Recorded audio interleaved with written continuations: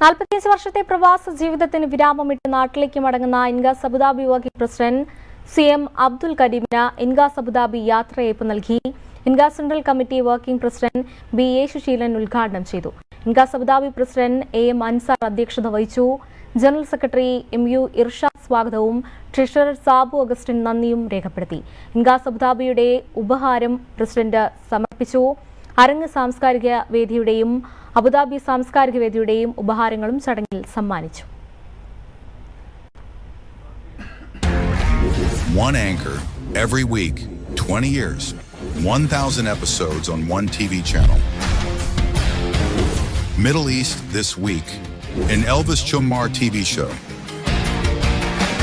Exclusively on Jai Hind TV.